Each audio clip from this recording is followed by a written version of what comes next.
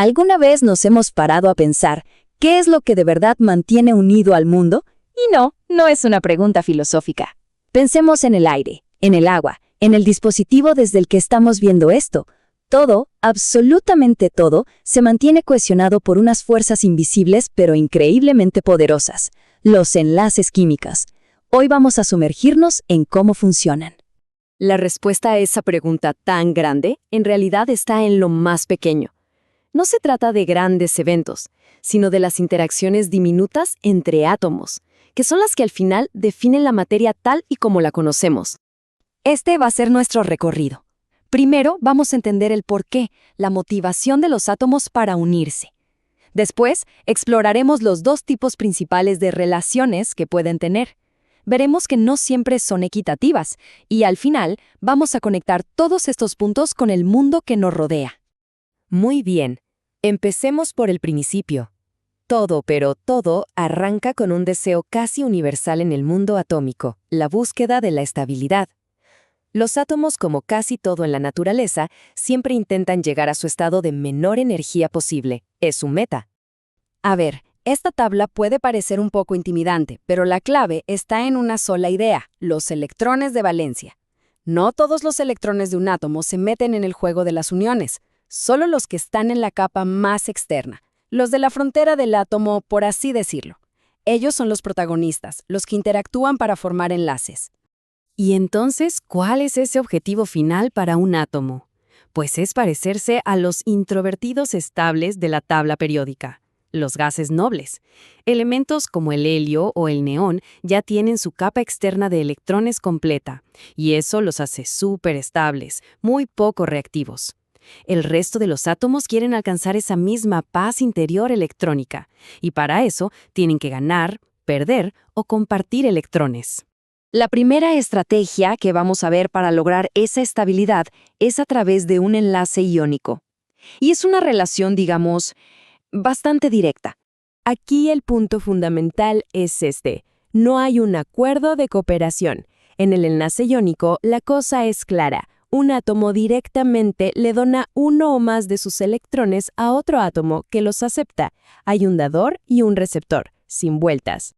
Este ejemplo lo deja clarísimo. Miremos el caso del litio y el flúor. Al litio le sobra un electrón para estar estable, y al flúor, casualmente, le falta justo uno. La solución: el litio se lo pasa al flúor. ¡Listo!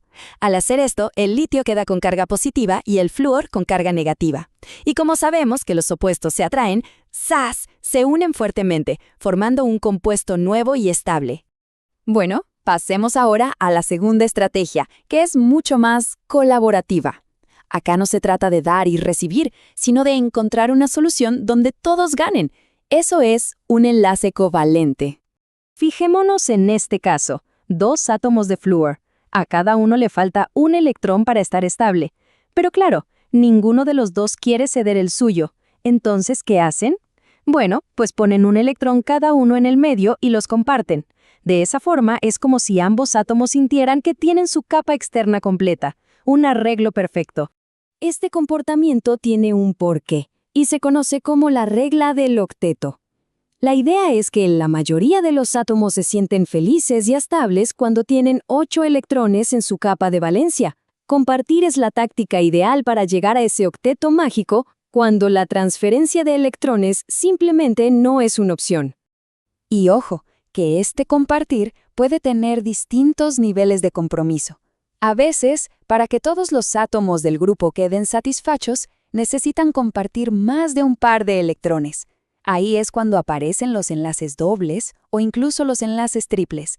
Y la regla es simple: cuantos más pares se comparten, más fuerte y más corto es ese enlace. Ahora bien, hemos hablado mucho de compartir, pero, como pasa en la vida real, no siempre se comparte de forma equitativa. Y aquí es donde la historia se pone todavía más interesante. La mejor manera de imaginarlo es como un juego de tira y afloja. Cuando dos átomos distintos forman un enlace covalente, ambos están tirando de esos electrones que comparten, y la fuerza con la que tira cada átomo tiene un nombre: electronegatividad. Esta competencia nos lleva a dos posibles resultados. A la izquierda tenemos dos átomos de hidrógeno, que son idénticos. tiran con exactamente la misma fuerza. Es un empate perfecto.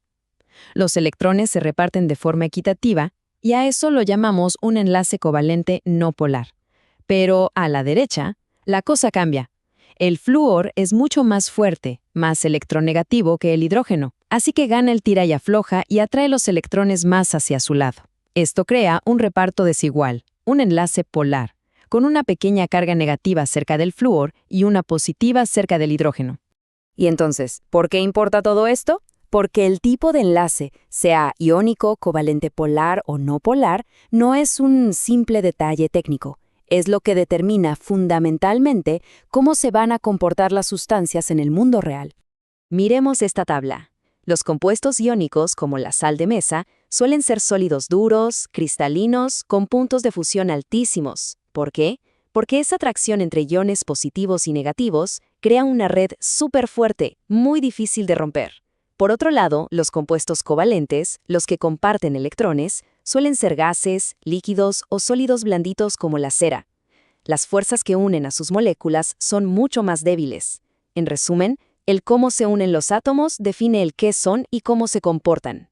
Y esto nos deja con una idea final para reflexionar. Estas reglas, transferir o compartir, son en el fondo increíblemente simples, pero son la base de toda la complejidad de la química y de la vida misma. Entenderlas no solo sirve para explicar el mundo como es, sino que nos abre la puerta a imaginar todo lo que todavía podemos llegar a crear.